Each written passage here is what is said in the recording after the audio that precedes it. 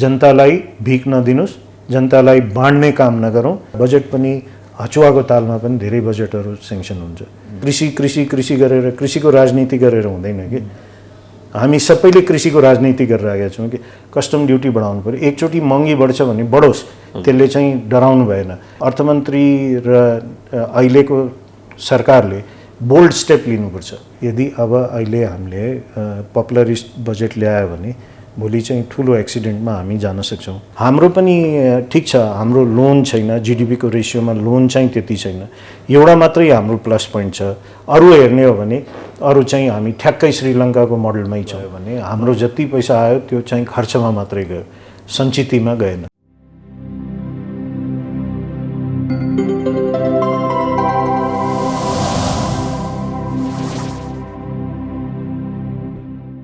यो पछिल्लो समय चाहिँ विदेशी मुद्रा आउने स्रोत चाहिँ हामीले एकदम कम छ भन्यो होइन? हजुर। अब नेपालबाट बाहिर जाने क्षेत्र चाहिँ विदेशी मुद्रा जाने क्षेत्र चाहिँ धेरै छन्। हजुर। जसले गर्दा चाहिँ हामीले अहिले वैदेशिक मुद्रामा विदेशी मुद्रा सञ्चितमा चाहिँ दबाब पर्यो भनेर राज्यले भनिरहेको छ। यो मुद्रा व्यवस्थापन गर्न सक्ने गरी बजेटमा चाहिँ कसरी व्यवस्थापन गर्न सकिन्छ? बजेटमा कस्तो नीति ल्याउनुपर्छ? सबभन्दा पहिले त अब रेमिटेन्सलाई बढाउने नीति ल्याउनु पर्यो। त्यसमा अब 2-4वटा कुरा ल्याउन सकिन्छ। नम्बर 1, विदेशी मुद्रा अहिले जति आउँछ त्यो खर्च भइरहेको छ। रेमिटेन्सबाट आएको पैसा हामीले एउटा टियुलाई लगाएर स्टडी पनि गरायौँ सिबिपिनमा। त्यसले के देखायो भने $100 यदि आउँछ भने $100 आउँछ भने $104.5 खर्च हुँदो रहेछ। त्यसले चाहिँ कन्जम्सन मात्रै बढाउँछ र त्यसले महँगी पनि बढाउँछ होइन। त यसको मतलब के भयो भने हाम्रो जति पैसा आयो त्यो चाहिँ खर्चमा मात्रै गयो, सञ्चितमा गएन। अब नीति कस्तो आउनु पर्यो भने त्यसलाई सञ्चित गर्नको लागि नीति आउनु पर्यो।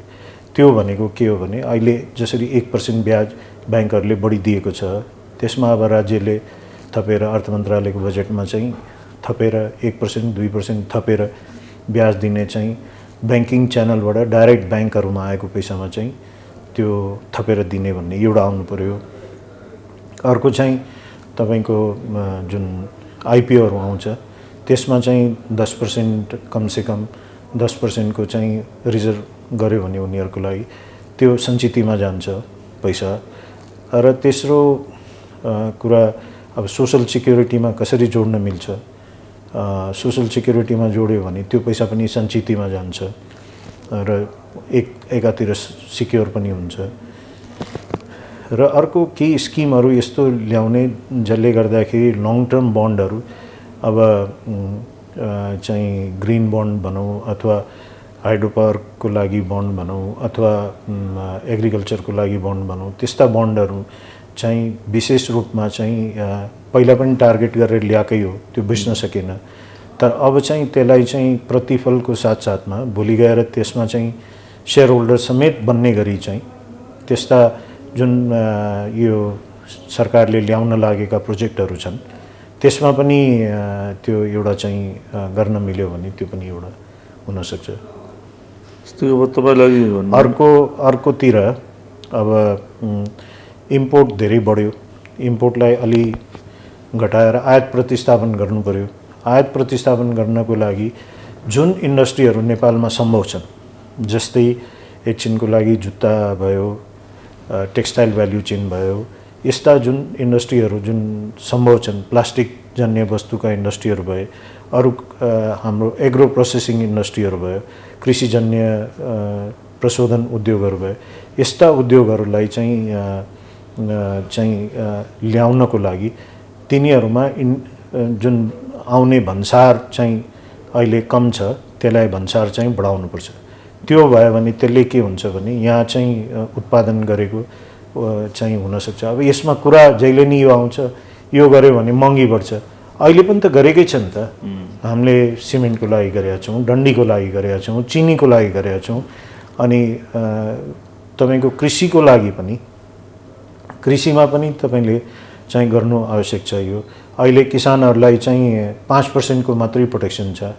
अब सबै ठाउँबाट चाहिँ तरकारी फलफुलदेखि लिएर सबै कुराहरू, खाद्यान्न पनि सब भारतबाट चीनबाट आइराखेको स्थिति छ बङ्गलादेशबाट त्यसलाई निरुत्साहित गरेर नेपालको किसानले चाहिँ उत्पादन बढाउन सकोस् भन्नको लागि 5% को सट्टा 20% चाहिँ यो ट्याक्स बढाउनुपर्छ।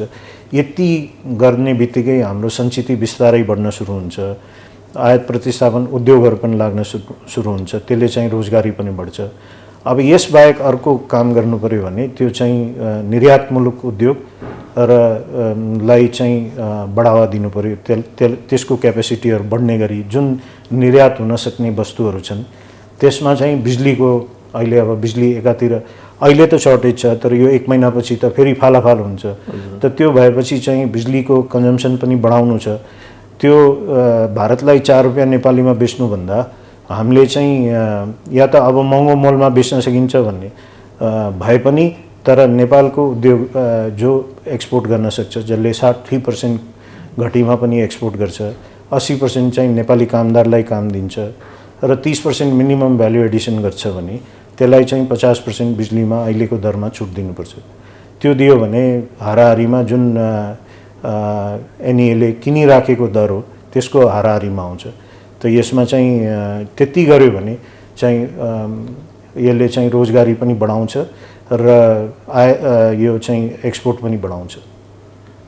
जस्तो तपाईँले भन्नुभयो न कि जुन हाम्रो विदेशी मुद्रा भन्नु रेमिटेन्सको कुरा गर्नुभयो। हजुर, अहिले पनि हामीले त 1% त बढाएकै छौँ, बाहिरबाट आउँदाखेरि बढी ब्याज दिएकै छौँ। राष्ट्र ब्याङ्कले अब 12.5% को बचत पत्र ल्याएकै छ। त्यति हुँदा पनि खासै त्यसले चाहिँ विदेशमा भएको खास गरी खाडीमा भएको नेपालीहरूलाई त्यति आकर्षण गरे जस्तो छैन। अब हामीले छिमेकी श्रीलङ्काको हेऱ्यो भने पठाएको मूल्यमा 1000-2000 थपेर दिने चलन छ। यो बाटोबाट गर्दाखेरि अझै उपयुक्त हुन्थ्यो कि होइन? त्यो बाटोबाट गर्यो भने मैले अघि त्यसैले भने नि ल्याएर खर्चै गर्ने हो डलर भनेपछि त हेर्नुहोस् महँगी बढ्छ। हामीले सञ्चित गराउनु पर्यो। त जति सञ्चित हुन्छ त्यो नै हाम्रो वास्तवमा होइन भने त अरू तपाईँको कन्जम्सन मात्रै बढायो त्यसले महँगी बढ्यो। त्यसले चाहिँ अहिले हाम्रो देशमा उत्पादन भएको भए श्रीलङ्कामा किन गाह्रो पर्यो, भारतमा किन गाह्रो परेन, बङ्गलादेशमा किन गाह्रो परेन, त्यसको चाहिँ हेर्नुपर्ने हुन्छ कि। त्यो कारण के छ भने भारतले आफै उत्पादन गर्छ, अहिले बङ्गलादेशले धेरै कुराहरू आफै उत्पादन गर्न थाल्यो। त्यसले गर्दा उनीहरूले पठाएको डलरमा उनीहरूलाई गाह्रो छैन। त्यो कन्जम्सन भए पनि आफ्नै देशको उत्पादन कन्जम्सन भयो। तर हाम्रोमा ठ्याक्कै श्रीलङ्का जस्तै छ, हामी सबै कुरा इम्पोर्ट गर्छौँ होइन। उनीहरूको मेन टुरिज्म थियो, हाम्रो टुरिज्म त्यति नभएको हुनाले 2 वर्ष कोभिडको मारमा पर्यो उनीहरू, त्यसले टुरिज्मले गर्दा उनीहरूलाई नोक्सान भयो। अर्को उनीहरूको पनि रेमिटेन्स असाध्यै घट्यो। मैले अस्ति श्रीलङ्काको कम्पेयर गरेर हेरेको थिएँ। हाम्रो पनि ठिक छ, हाम्रो लोन छैन, जिडिपीको रेसियोमा लोन चाहिँ त्यति छैन, एउटा मात्रै हाम्रो प्लस पोइन्ट छ। अरू हेर्ने हो भने अरू चाहिँ हामी ठ्याक्कै श्रीलङ्काको मोडलमै छौँ। भन्नुको मतलब के छ भने तपाईँको इम्पोर्ट पनि त्यतिकै छ त्यहाँ पनि र रेमिटेन्सको भरमा नै इकोनोमी छ। रेमिटेन्स घट्ने बित्तिकै गाह्रो भएको, हाम्रो पनि रेमिटेन्स घटेकै छ अहिले आएर। त्यसैले रेमिटेन्स बढाउनको लागि र त्यो बढेर सञ्चितमा जानु पर्यो। कन्जम्सनमा गयो भने फेरि त्यही समस्या आउँछ। भन्छ हामीले सञ्चित बढाउनलाई सञ्चित बढाउनको लागि तपाईँले के हो भने उनीहरूलाई यो भने नि 1% 2% ब्याज मात्रै दिएर भएन, अरू पनि जोड्नु पर्यो। सोसल सिक्युरिटी जोड्यो भने 6-7% 8% त्यहाँबाट सञ्चितमा जान्छ। जति रेमिटेन्स आउँछ रेमिटेन्स पनि बढ्छ, किनभने सोसल सिक्युरिटी भनेको त एउटा फ्यामिलीको लागि सिक्युरिटी हो नि त। अर्को तपाईँले आइपिओमा दिनुभयो भने आइपिओमा दिने बित्तिकै त्यो पैसा जति आउँछ त्यो त जबसम्म उनीहरू फर्केर आउँछ भने 3 दोबर 4 दोबर हुन्छ भन्ने सबैलाई थाहा छ नि यो कुरा। अहिले आइपिओहरू त आइ नै रहन्छ। त त्यस्तोमा भयो भने त्यसमा चाहिँ सञ्चितमा गयो नि त त्यो पैसा। आइपिओमा गरेको पैसा त तुरुन्तै आजको भोलि बेच्दैन कसैले पनि। त्यो खास गरेर विदेशमा भएको मान्छेले बेच्दैन। त्यो भयो भने त्यसमा चाहिँ 10 सेयरको कुरा आएन, किनभने त्यो 10% हुने बित्तिकै त धेरै ठुलो पैसा भयो नि त। त्यसले गर्दाखेरि त्यसले एक किसिमको त्यो सञ्चितमा गर्छ। तर ब्याज पनि एट्र्याक्टिभ बनाएपछि यसमा चाहिँ तपाईँको अहिले चाहिँ मिसयुज भएको छ यो 1% त्यहाँबाट $5,000 पठायो, यहाँ चाहिँ $2 करोड रुपियाँको एफडी गरायो, यहीँको पैसा चलाएर पनि गराएको छ। त्यस्तो केसेसहरू पनि हामीले सुनेको छौँ। तर त्यसलाई चाहिँ रोकेर चाहिँ बाहिरबाट आएको पैसामा मात्रै दियो भने गर्ने भनेपछि त्यो पैसा ल्याउँछ नि त, अरू पनि एनआरएनहरूले पनि ल्याउँछ, उनीहरूलाई पनि यो सुविधा दिए भइहाल्यो नि त। आखिरमा पैसा ल्याएर ल 2 वर्ष 3 वर्षको लागि एफडी गर्यो भने दिने हो भन्ने कुरा ल्याउँदा भइहाल्छ नि त। यो जस्तो अर्को चाहिँ हामी व्यापार घाटाको कुरा धेरै गर्छौँ। यो आयात र निर्यातको अन्तर धेरै छ। अघि तपाईँले पनि भन्नुभयो। हजुर। अब व्यापार घाटा मैले हेरेको थिएँ, चैत मसान्तसम्म झन्डै 13 खरब नागिसकेको रहेछ। हजुर। यो यसको कारण चाहिँ अब आयात र निर्यात बिचको सन्तुलन बिग्रिनु नै हो। हजुर। वर्षौँदेखि हामी बजेटमा यी कुरा सुनिरहेको छौँ। यो अहिलेको बजेटमा चाहिँ यो ठ्याक्कै यो गऱ्यो भने चाहिँ हामीले यसलाई सन्तुलनमा ल्याउन सकिन्छ, तत्कालमा यो गर्ने, दीर्घकालमा यो गर्ने भन्ने त्यस्तो हामीसँग के हुनसक्छ? त्यही मैले अघि भनेकै कुरा हो। तत्कालीनमा चाहिँ रेमिटेन्स बढाउने हो एकातिर, अर्कोतिर चाहिँ इम्पोर्टलाई घटाउने हो। इम्पोर्ट घटाएर फेरि के हो भने राजस्व कम भयो भने त्यो पनि चल्दैन। इम्पोर्ट घट्ने बित्तिकै राजस्व कम भयो भने तीन तहको सरकारलाई कसरी खर्चमा नै धान्नै नसक्ने हुन्छ। त्यसैको लागि ड्युटी बढाउनु पर्यो, कस्टम ड्युटी बढाउनु पर्यो। एकचोटि महँगी बढ्छ भने बढोस्, त्यसले चाहिँ डराउनु भएन। अब यसमा चाहिँ के हो भने अर्थमन्त्री र अहिलेको सरकारले बोल्ड स्टेप लिनुपर्छ। यो नलिकन यो सम्भव छैन, किनभने यो सोच्यो भने भोलि यो पपुलर बजेट त हुँदैन पक्कै पनि। किनभने नेपाल अहिले जतिसुकै जे कुरा गरे पनि यो चाहिँ इम्पोर्टरहरूको र बिचौलियाहरूको हातमा छ कि जबसम्म हामी त्यो इकोनोमीबाट त्यो आयातको इकोनोमीबाट तपाईँको निर्यातको इकोनोमीमा अथवा उत्पादनमुखी इकोनोमीमा जाँदैनौँ, त्यसको लागि त ब्यारियर ब्रेक गर्नु पर्यो नि त। ब्यारियर के हो भने ड्युटी एकदम कम छ, महँगी बढ्छ भनेर ड्युटी कम छ। अब यो गरेर हुँदैन।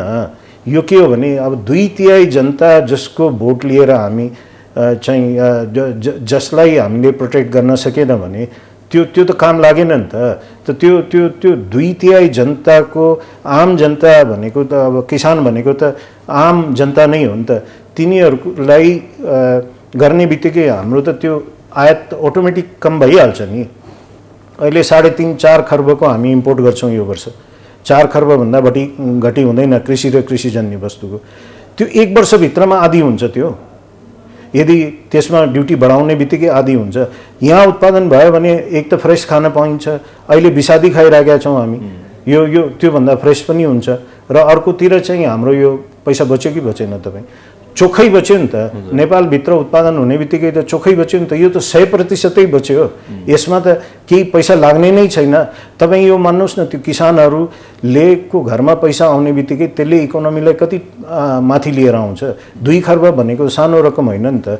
2-3 वर्षमा त हामी चाहिँ इम्पोर्ट केही कुरा इम्पोर्ट गर्छौँ त केही कुरा एक्सपोर्ट पनि गर्न सक्छौँ हामी। त्यसैले यसलाई चाहिँ अरू कुनै उपाय छैन कि यसमा जतिसुकै कुरा गरे पनि आखिरमा जबसम्म हामीले जहाँ समस्या छ त्यहाँनिर गएर त्यसलाई चाहिँ रेडिकल चेन्ज ल्याएन भने केही पनि हुनेवाला छैन। फेरि हामी त आयातमा निर्भर छ नि त। फेरि हाम्रो ट्याक्स पनि हाम्रो राजस्वको मेन स्रोत आयातमा छ। अब यो सन्तुलन चाहिँ कसरी मिलाउनु? खर्च फेरि धेरै गर्नु मैले अघि भने नि, सन्तुलन मिलाउनको लागि अब गाडीलाई बन्द गरेर हुँदैन। गाडीमा अहिले 200% भन्सार छ भने त्यसलाई 300 पुर्याइदिनुहोस् न। गाडी खोलिदिनुहोस्। 300 पुर्याएर जसले अफोर्ड गर्छ उसले किन्छ, जसले गर्दैन उसले किन्दैन।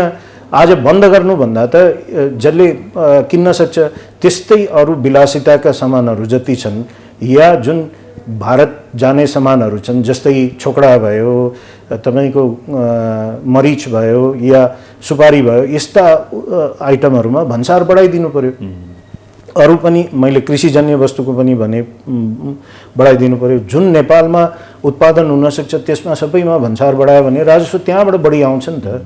कृषिमा हामीले सधैँ कुरा गर्छौँ होइन, तपाईँले नै उठाएको कुरा हो। कृषिमा चाहिँ अब पुनर्गर्जा होस्, धेरै कुराहरू गएको छ, राज्यको अनुदान गएको छ, या दाता निकायले पनि कृषिमा चाहिँ ठुलो लगानी गरेको छ। तर रिफ्लेक्स त हामीले देखेको छैनौँ त्यसको। यो रिफ्लेक्सन रोक्नलाई चाहिँ बजेटमा हामीले के नीति लिन सकिन्छ तपाईँको बुझाइमा चाहिँ? मेरो बुझाइमा यसो छ, हेर्नु, सहुलियतपूर्ण कर्जा पायो धेरैजनाले कर्जा लिए, उत्साहित भए, खेती गरे, तर सामान बेच्न सकेन। एकातिर यो समस्या छ, किनभने सामान उत्पादन भयो। अब जस्तै इक्जाम्पलको लागि आलु उत्पादन गर्यो, अब आलु बङ्गलादेशबाट आउँछ, त्यहाँ 30% क्यास सब्सिडी दिएर आउँछ उताबाट, त्यसको हाम्रो किसानले कसरी त्यसको कम्पिट गर्ने? त्यसैले त्यसको जबसम्म बजारीकरणको व्यवस्था हुँदैन, त्यो फेरि राज्यले किनेर काम छैन कि, राज्यले किन्यो अनि त्यसलाई कुहाएर राख्यो भन्ने काम छैन, त्यस्तो गर्नु हुँदैन। राज्यले किन्यो भने कुहिन्छ नै। त्यसको के हो भने त्यसको संरचना बनाउनु पर्यो। मैले त्यही कुरा बारम्बार भनिरहेको छु कि अब त्यो तपाईको यो चाहिँ पालिका लेभलबाटै संरचना बन्नु पर्यो। त्यसको लागि त्यहाँ चाहिँ एउटा कस्टम हायरिङ सेन्टर, कृषि समन्वय केन्द्र चाहियो। त्यहाँबाट उन्नत बिउ सस्तोमा तपाईको यो चाहिँ जति पनि कृषि यन्त्रहरू चाहिन्छ घण्टाको हिसाबले, ट्र्याक्टर, थ्रेसर, ड्रायरहरू आदि इत्यादिहरू घण्टाको हिसाबले एकदम सस्तोमा पाउने गरी गर्नु पर्यो। पीपीपी मोडलमा त्यो सञ्चालन गर्ने बित्तिकै त्यसमा चाहिँ के हुन्छ भने तपाईको अहिले 1200, 1000, 1500 रुपियाँमा पनि ट्र्याक्टर पाउने सिजनमा त्यो 400-500 रुपियाँमा दिन सकिन्छ। जति अनुदान हो त्यो त्यही ठाउँमा दिएर सहुलियतपूर्ण कर्जा त्यहीँ गएर त्यहाँबाट चाहिँ गर्न सक्यो भने त्यो त्यो त्यो बिउ पनि त्यहीँबाट हुन्छ, मल पनि त्यहीँबाट हुन्छ। अहिले मलमा पनि ठुलो विकृति छ।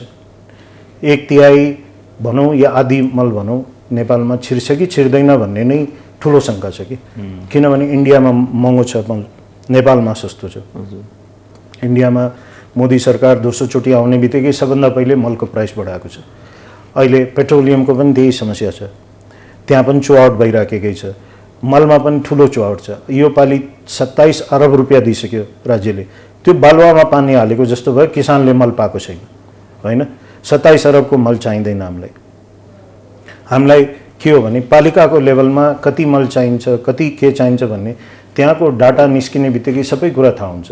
त्यो थाहा हुने बित्तिकै त्यो मल, बिउ र कृषि यन्त्रहरूको त्यहीँबाट कृषि समन्वय केन्द्रबाट पीपीपी मोडलमा गऱ्यो भने त्यहीँको युवाहरूले काम पनि पाउँछ। त्यो गर्ने बित्तिकै त्यसले चाहिँ एक किसिमको चाहिँ त्यहाँ किसानलाई पनि राहत भयो, और उत्पादन पनि हुन्छ मजाले, के उत्पादन हुन्छ भन्ने पनि थाहा हुन्छ। त्यसपछि चाहिँ त्यसको बजारीकरण गर्नको लागि ढुवानीको व्यवस्था, भण्डारणको व्यवस्था, सानो एग्रो प्रोसेसिङ इन्डस्ट्रीहरूको लागि त्यहाँ चाहिँ व्यवस्था को लागि भवनहरू, त्यो पनि पीपीपी मोडलमा या पालिकाले आफैले बनायो, अनुदान यत्रो छ भने त्यसैबाट बनायो भने पनि हुन्छ। त्यो हुने बित्तिकै तपाईको उत्पादन भयो, भण्डारण भयो, अब चाहिँ बजारीकरण। एक ठाउँमा हाट बनायो, आफ्नो पालिकाभरिमा एउटा हाट बनायो भने, वडामा हाट बनाउनु जरुरी छैन, एउटा मात्रै हाट बनायो भने त्यहाँसम्म त हिँडेर पनि किसानले ल्याइहाल्छ। 2-4 किलोमिटर ल्याउन किसानलाई गाह्रो हुँदैन। हप्ताको 2 चोटि 3 चोटि जति आवश्यकता हुन्छ त्यो हिसाबले चाहिँ गर्यो भने, हामी जस्तो अब हाम्रो माटो ब्रान्ड छ, अर्को पनि छ भने त्यहाँ गएर आफै किनिहाल्छ नि। त्यसपछि एउटा त्यो पेरिसेबलको लागि र प्रोसेसिङ इन्डस्ट्री सानो सानो भयो भने जे उत्पादन जहाँ हुन्छ त्यसलाई त्यहीँनिर प्रशोधन गरेर त्यसको लाइफ बढाउने र त्यसपछि चाहिँ त्यसलाई बेच्ने गरी गर्न सक्यो भने त्यसमा चाहिँ त्यहाँको महिलाहरूले नै काम गर्छ, उनीहरू आफै उद्यमी बन्छन्। त्यस्तो हुने बित्तिकै त गाउँको विकास भयो नि त, गाउँको पालिकाको विकास भयो। त्यो हुने बित्तिकै त्यहाँबाट चाहिँ उत्पादन भएको सामान बजारीकरण हुन्छ। नेपालमा इम्पोर्ट अटोमेटिकली कम हुन्छ ड्युटी बढाउने बित्तिकै। तर यो सबै एकैचोटि हुनु पर्यो कि एउटा लोन मात्रै प्रवाह गरेर भएन कि, समस्या त्यहाँनिर। र केही त हेर्नुहोस् विकृति पनि भएको छ, नभएको होइन। मान्छेले कृषि लोन लियो, जग्गा किन्यो, जग्गामा पैसा लगायो, भोलि जग्गाको भाउ बढ्छ अनि बेच्यो, अनि सेयरमा पैसा हाल्यो, त्यस्तो पनि भएको छ, नभएको होइन। त्यस्तो अब एक्ज्याक्ट कति के भएको छ भन्न त गाह्रो छ, तर भएको छ। त त्यसलाई रोक्नको लागि के हो भने अलिकति यो चाहिँ पुरै स्टडी गर्न हामी पनि लागि परेका छौँ। राष्ट्र ब्याङ्कले पनि गर्दैछ, त्यो भोलिका दिनमा हुन्छ नै। तर अहिलेको लागि त्यसलाई चाहिँ गर्नको लागि एकातिर भन्सार बनाउनु पर्यो, एकातिर चाहिँ संरचनाहरू बन्नु पर्यो, र अर्कोतिर चाहिँ साना किसानलाई जोगाउनको लागि चाहिँ यति गर्यो भने सबै किसिमको काम भयो भने हुन्छ। बजारीकरणको लागि यो जुन बिचौलियाहरू छ त्यसलाई तोड्नको लागि बिचौलियाहरूले चाहिँ जुन इम्पोर्ट गर्छ उनीहरूको इम्पोर्टलाई महँगो र ट्यारिफ र नन ट्यारिफ ब्यारियर लगाउने बित्तिकै उनीहरू नेपालबाट किन्न बाध्य हुन्छ। त्यो हुने बित्तिकै अटोमेटिकली समस्या समाधान हुन्छ। त्यो बजेट फेरि अब समस्या चाहिँ हाम्रो बजेट 1 वर्षको लागि बनाउने। हजुर, तपाईँले अहिले भन्नुभयो चाहिँ पूर्वाधारको कुराहरू तत्कालको लागि त फेरि फिलअप त गर्नु पर्यो। हेर्नुहोस्, पूर्वाधार यस्तो मैले भनेको छैन, जुन पूर्वाधार भन्न धेरै टाइम लाग्ने जस्तो पूर्वाधार मैले कुनै भनेको छैन। मैले भनेको एउटा कृषि समन्वय केन्द्र बनाउन पूर्वाधार चाहिँदैन। तपाईँ पालिकाको अहिले भएका भवनहरूमा नै एउटा त्यहाँ पूर्वाधार यो के भन्छ कृषि समन्वय केन्द्र एउटा चाहिँ मेयर अथवा उपमेयर भएको एउटा समिति बनाएर त्यहाँ चाहिँ गाउँका किसानहरू र गाउँका युवाहरूलाई त्यसमा समेटेर एउटा बनाउने बित्तिकै त्यहाँबाट चाहिँ सोल्युसनहरू आउन सुरु हुन्छ। त्यसपछि सानो कृषि प्रशोधन केन्द्रको लागि 6 महिनाभित्रमा तयार हुन्छ। त्यो तपाईँको हाट बजार गर्नको लागि ओपन हाट बजार हुन्छ। कुनै तपाईँलाई त्यस्तो कुनै पक्की भवन बनाउनुपर्छ भन्ने छैन, त्यस्तो पर्मानेन्ट भवन बनाउने भन्ने पनि छैन। त्यहाँ छाना अलिकति लगाएर त्यो ओपन खालको बनाइदियो भने त त्यति कुनै ठुलो कुरा छैन। 3 महिनामा रेडी हुन्छ। काम गर्ने मनसाय चाहियो। त्यसको लागि मैले तपाईँलाई नै पहिला इन्टरभ्यू दिँदाखेरि मैले भनेको, यसैले यो संरचना गर्नको लागि राष्ट्रपति अथवा प्रधानमन्त्रीले आफ्नो जिम्मामा लिनु पर्यो, या कुनै पार्टी अध्यक्षले जसको पार्टीको रुलिङ पार्टी छ त्यसैको अध्यक्ष यदि प्रधानमन्त्री बाहेकको अध्यक्ष हुनुहुन्छ भने, या यो चाहिँ तपाईँको मिलिजुली सरकार हुँदाखेरि एउटा कुनै अध्यक्षले चाहिँ जिम्मा लिएर त्यसलाई चाहिँ कार्यान्वयनमा ल्यायो भने त्यो एकदमै त्यसलाई पावरफुल एक्जिक्युटिभ बडी बनाएर चाहिँ कार्यान्वयनमा ल्यायो भने चाहिँ यो इम्प्लिमेन्टेसन हुन्छ। यो गर्नको लागि 1 वर्षभन्दा बढी लाग्दैन। मैले यस्तो कुनै कुरा भनेको छैन जुन 1 वर्ष पनि लागोस्। यो हामी के हो भने हामी एउटा पाइला पनि नचल्ने अनि चाहिँ हामी चाहिँ भोलि त्यहाँ पुग्छौँ भनेर सपनामा मात्रै दिवा सपना हेरेर त हुँदैन। पाइला चाल्नु पर्यो अनि त्यसपछि बिस्तारै भइहाल्छ। त्यो आजभन्दा त भोलि पाइला चालेपछि न सुरुवात हुन्छ कुनै कुराको पनि। त्यो नचालिकन त कसरी हुन्छ? कुरा मात्रै गरेर त हुँदैन। कृषि गरेर कृषिको राजनीति गरेर हुँदैन कि। हामी सबैले कृषिको राजनीति गरिरहेका छौँ कि, चाहे त्यो उद्योगी होस्, व्यवसायी होस्, चाहे कुनै राजनीति हुन् या ब्युरोक्रेट्स हुन्, सबैले हामीले राजनीति गरेको छ यसमा। जसको कारण कृषिमा त्यो ठुलो लगानी गर्दा नै रिफ्लेक्सन देखिएन त्यसको। हो, किनभने सबभन्दा यहाँ अप्ठ्यारो के छ भने अजमजी, सबभन्दा ठुलो समस्या भनेको के छ भने किसानको बोली छैन। आज म तपाईँलाई एउटा क्वेसन सोध्छु, उखु किसानलाई जोगाउनको लागि चिनीमा 40% ड्युटी राज्यले लगायो। त्यो के को लागि लगायो? किसानले उखुको चाहिँ खेती गरोस्, उसलाई प्रतिफल आओस्, राम्रो प्रतिफल आओस्, त्यसको लागि इन्डियाभन्दा अलिकति उखु महँगो छ यहाँ, त्यसको लागि चाहिँ 40% ड्युटी लगायो। चिनी पनि त हाम्रो हरेक घरमा चाहिँदैन र? हामी चिनी जब महँगो किनेर खान सक्छौँ भने हामी तरकारी महँगो किनेर खान सक्दैनौँ कि? हामी चाहिँ खाद्यान्न आज आलु हामीले 40 रुपियाँमा किनिरहेका छौँ भने 45 रुपियाँमा किन्यो भने के हामी मरिहाल्छौँ? एउटा सामान्य मान्छेको भान्सामा पनि महिनाभरिमा 100-200 रुपियाँ बढी लाग्यो भने त्यो मान्छे मर्दैन। तर यदि त्यो हाम्रो किसानको आलु बिक्री भएन भने कति मान्छे मर्छ त्यसले, या कति मान्छे बेरोजगार हुन्छ र त्यसैले चाहिँ विदेश गएर चाहिँ त्यो पेटीमा प्याक भएर फर्किन्छन् कति मान्छे दिनको। त त्यो रोक्नको लागि र देशलाई अब यस्तो हामी डायर स्थितिमा आइसक्यो कि अब चाहिँ हामीले कदम चालेन भने भोलिका दिनमा के त हामी इम्पोर्ट कहाँबाट गर्ने त? त यस्तो बेलामा पनि हामीले यो सोच बनाएन भने कसरी हुन्छ? त मेरो क्वेसन भनेको यही हो कि हामी किन डराउँछौँ? त्यो उद्योगहरूले भन्यो भने चाहिँ म जस्ता उद्योगीहरूले भन्यो या व्यापारीहरूले भन्यो भने त्यो चाहिँ लागू हुने, तर किसानहरूको लागि कुनै पनि कुरा लागू नहुने। हामी अनुदान दिन्छौँ अनि अनुदानबाट उनीहरूले चाहिँ इन्डिया र चाइना र बङ्गलादेशबाट कम्पिट गर्नु पर्यो भने यो चाहिँ यो वाहियात कुरा हो कि, यो असम्भव कुरा हो कि, जुन हुनै नसक्ने। किनभने सबै किसानलाई अनुदान दिन सम्भव छैन। उनीहरूको खातामा तपाईँ जतिसुकै पैसा राखिदिनुहोस् त्यो पैसा केमा जान्छ भने बेलुका चाहिँ रक्सी यताउता मा जान्छ, विकृति झन् बढ्छ। त्यसले फाइदा हुँदैन। किसानले उत्पादन गरेको माल बिक्री हुनु पर्यो, किसानले चाहिँ उत्पादन गरेको दुध बिक्री हुनु पर्यो, उसले जे उत्पादन गर्छ त्यो सबै कुरा बिक्री हुनु पर्यो। त्यो चाहिँ इन्स्योर गर्ने राज्यको काम हो। फेरि किन्देऊ भन्ने कुरा चाहिँ गलत हो। एउटा बेन्चमार्क प्राइस बनाउने हो, तर त्यसमा चाहिँ आफैले किन्ने भन्ने होइन। त्यो बेन्चमार्क प्राइस बनाउनको लागि इम्पोर्टलाई महँगो गर्नु पर्यो। जुन सामान हामी बाहिरबाट ल्याउँछौँ त्यसलाई चाहिँ अलिकति कस्टम ड्युटी लाउनु पर्यो। कस्टम ड्युटी लाउनु पर्यो, नन ट्यारिफ ब्यारियर लगाउनु पर्यो। आज इन्डियाले हाम्रो अदुवा जब उसलाई चाहिँदैन तब चाहिँ उसले नन ट्यारिफ ब्यारियर लगाइदिन्छ। त्यहाँ चाहिँ क्वारेन्टिनको नाउँमा हाम्रो चाहिँ जडीबुटीहरूलाई रोकिदिन्छ। जब उसलाई चाहिन्छ तब खोलिदिन्छ, जब चाहिँदैन रोकिदिन्छ। फेरि हामी विभिन्न सन्धि सम्झौता कुराहरू गर्छौँ। यो गर्ने होइन, सन्धि सम्झौता केही काम लागेन। आज हामी चाहिँ आलु चाहिँ बङ्गलादेशको 5%मा ड्युटीमा चाहिँ नेपाल छिर्ने, हाम्रो ठुलो अलैँची 82%, 80% ड्युटी बङ्गलादेशले लगाउने। त सम्झौता भनेको के एकतर्फी हो? यो त भएन। यो के हो भने एउटा ड्युटी, एडिसनल ड्युटी, काउन्टरभेलिङ ड्युटी, यो ड्युटी, फलाना ड्युटी भनेर 4-5 किसिमको ड्युटी लगाएको छ। हाम्रो सुन्तला जाँदा 52% ड्युटी लाग्छ। हाम्रो चाहिँ अरू फलफुल जाँदाखेरि त्यस्तै 30-35-40% ड्युटी लाग्छ। त भनेको बङ्गलादेशले जब हाम्रोमा लगाउँछ भने हामी लगाउन सक्दैनौँ। यो कुरा यसरी गरेर हुँदैन के।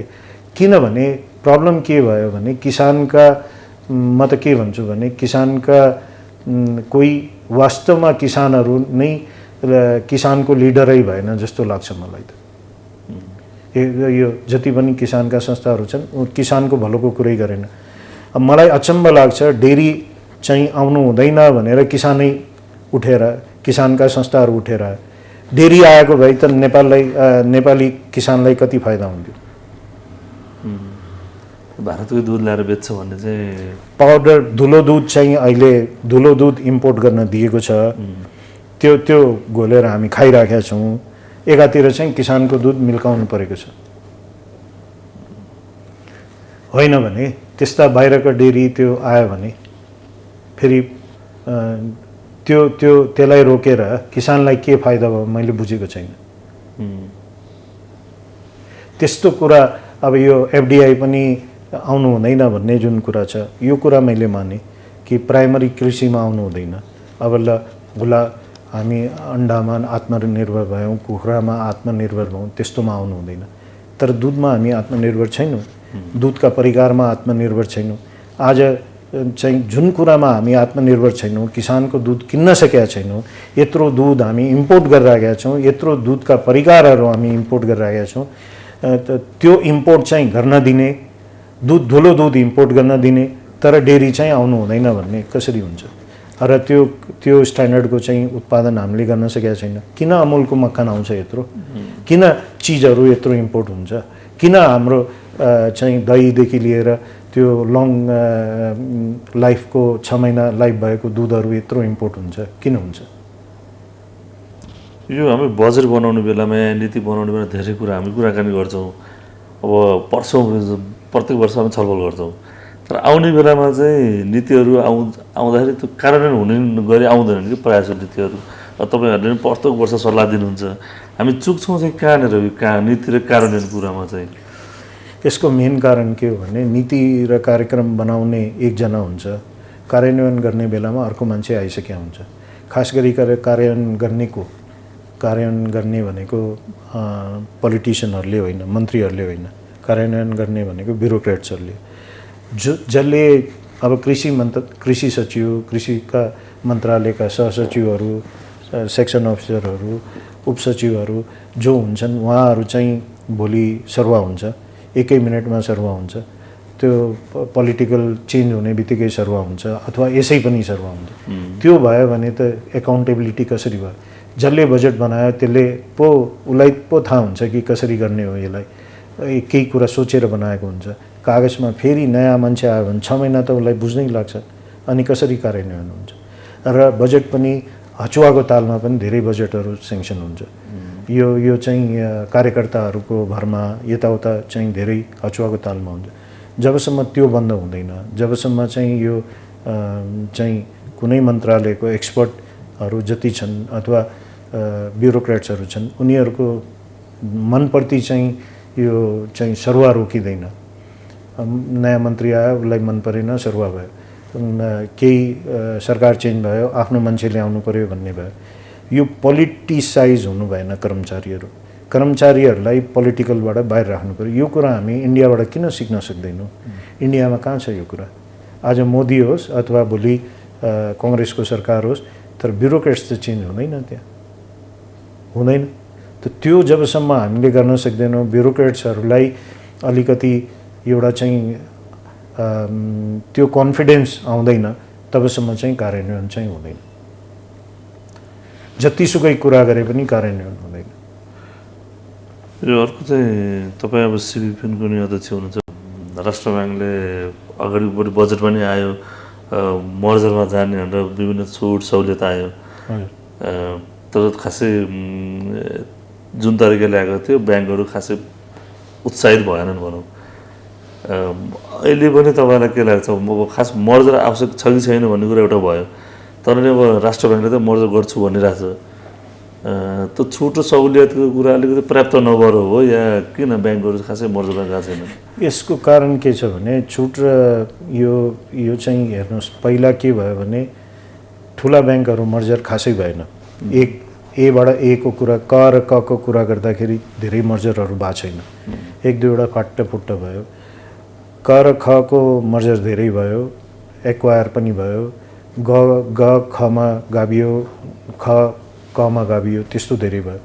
त्यो सजिलो थियो। क र क को मर्जर हुनु भनेको सबभन्दा ठुलो हडलै भनेको एचआर हो के। एचआर इन्टिग्रेसन गर्न धेरै पैसा लाग्छ, धेरै टाइम लाग्छ, धेरै खर्च हुन्छ, ब्रान्चहरू पनि दोबर हुन्छ, त्यो हुन्छ। त्यसको लागि जुन राष्ट्र ब्याङ्कले मात्रै त्यसको चाहिँ के भन्छ, त्यसलाई इन्सेन्टिभाइज गरेर पुगेन। क्यारेटको आवश्यकता छ कि, त्यो क्यारेट पुगेन। त्यो चाहिँ अब त्यसको लागि चाहिँ केही न केही सहुलियत प्याकेज बजेटले दिनुपर्छ।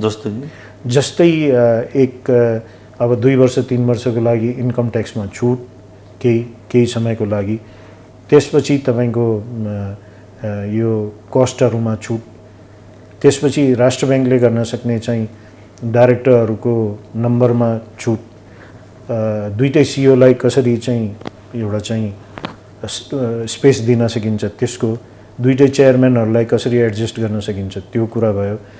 र केही कर्मचारीहरूलाई छोड्नु पर्यो भने पनि त्यो गोल्डन ह्यान्डसेक गरेर छोड्नु पर्यो भने पनि त्यो चाहिँ स्वैच्छिक होइन, त्यो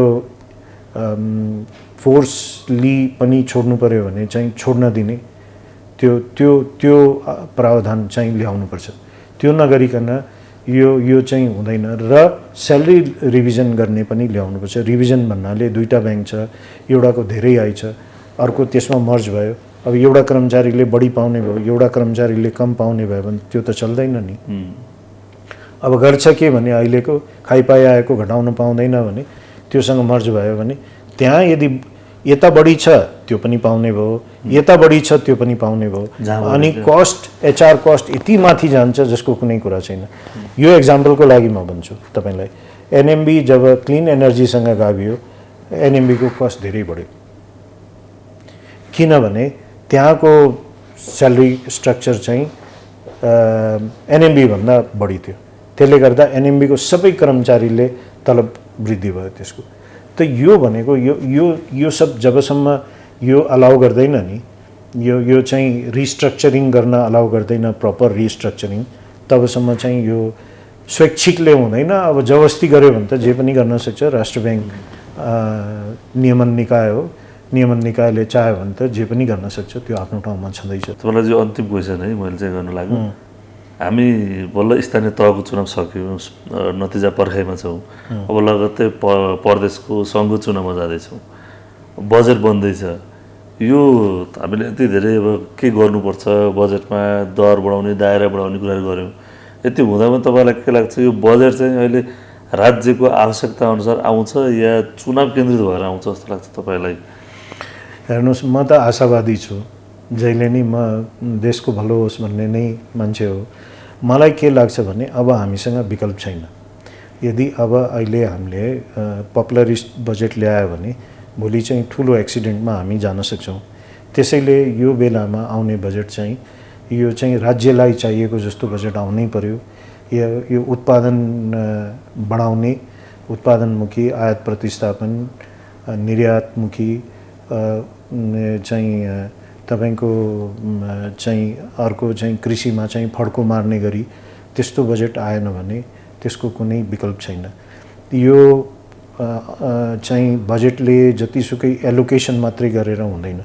कृषिमा अहिले जुन छ त्यसलाई बढाउनुपर्छ भन्ने पक्षको होइन म त के भनिरहेको छु भने जति छ अहिले 1 खर्ब जति छ तिनी तहको सरकार मिलाएर 1 खर्बले पुग्छ, तर त्यसको चाहिँ प्रपर युटिलाइजेसन र इम्प्लिमेन्टेसन जुन यो दुईटा एकदमै जरुरी छ। त्यो गर्न सक्यो भने त्यस्तै तपाईंको अरू कुरामा पनि बजेटै धेरै गएर होइन, आम जनतालाई उनीहरूलाई चाहिँ आत्मनिर्भर बनायो भने मलाई लाग्छ जुन पार्टीले, जुन गभर्नमेन्टले जनतालाई आत्मनिर्भर बनाउँछ, दिगो जित्नको लागि उसैले जित्छ। यो कुरा हाम्रो पोलिटिकल पार्टीहरूले पनि बुझ्नुपर्ने आवश्यकता छ अबको मितिमा।